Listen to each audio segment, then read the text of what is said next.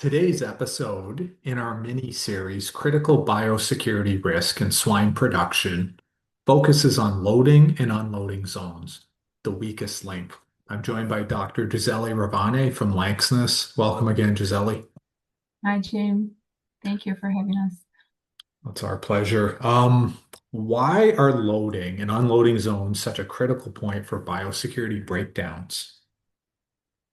Jim, so these loading and unloading zones are a high risk because it represents a direct interface between the farm's internal and external biosecurity or area, right? So you're connecting what is outside to what is inside the farm or inside the barns. So this is where pigs, people, vehicles, equipment in airspace converge often simultaneously. So unlike barns, these areas are exposed to transport vehicles that have visited multiple sites, different barns or farms, and potentially carrying pathogens in manure residue or organic debris, tires, wheels, trailers, and the driver contact as well.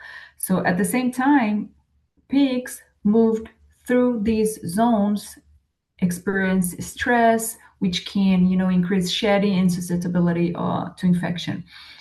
This risk is amplified by the fact that these areas are frequently under time pressure and often in challenge conditions. So weather, traffic flow, labor constraints. So even operations with strong biosecurity can be compromised if pathogens enter through a poorly controlled loading or unloading zone. So in many disease investigations, these transition points, these transition areas are identified as the initial bridge point. What are the most common mistakes you see in how these areas are designed or managed? Well, there are several recurring issues, but I'll explain rank four, three to four um, common mistakes. So the first is the poor separation between these clean and dirty zones. So loading docks are often not cleared, divided into biosecured, so the farm, and non-biosecured area, so where the transport is. And this allow this cross-contamination, right? When people, tools, and animals move back and forth without proper controls. Um, Second is shared traffic and equipment. So the same personnel may handle pigs inside the barn and assist at the truck without changing footwear, clothing, or gloves. So equipment such as boards, pedals, and sorting panels are sometimes shared between trailers and barns. So usually you have a crew inside the barn and another one outside on these loading areas. Um, Third point, it's design limitations. Many older facilities lack dedicated loadout rooms, sealed chutes, or control airflow. Open ramps and docks allow contamination from trailers, splashes, aerosols, even windborne material as well. And finally, variability in execution. So protocols, step by step, may exist, but compliance can vary by shift, person, and even urgency of the situation. So when loading become routine, risk perception decreases and shortcuts become more likely. So especially if people do not fully understand the consequences. So it's really important to educate and let people know the importance of their actions and their work as well in during this process. So, what changes, either in layout or process, can make the biggest impact right away? I think the biggest immediate impact comes from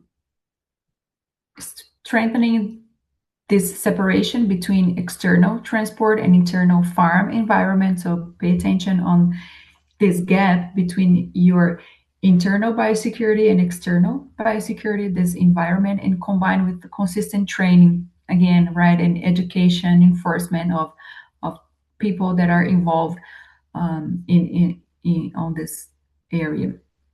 So from a layout perspective, establish a clearly defined line of separation between clean and dirty zones, use of dedicated loadout rooms and sealed chutes when possible, prevent trailer access beyond the design non-biosecured area.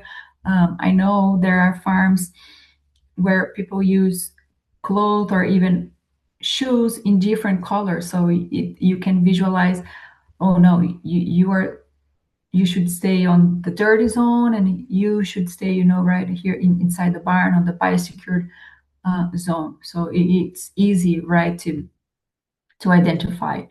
And from a process perspective, required farm side only, right, that I was explaining, it in not just clothes and footwear, but also tools, dedicated handling equipment, enforced cleaning, disinfection of these loadout areas, and control personnel movement so no one transitions between zones without changing biosecurity status. So equally important, it's ongoing education. People, right, have to comply with the biosecurity when they understand it and why it matters. So small, consistent changes at loading and unloading points often deliver large biosecurity gains. So making this an ideal place to focus immediate improvement efforts. Dr. Ravani, thank you again for your insights. Thank you, Jim.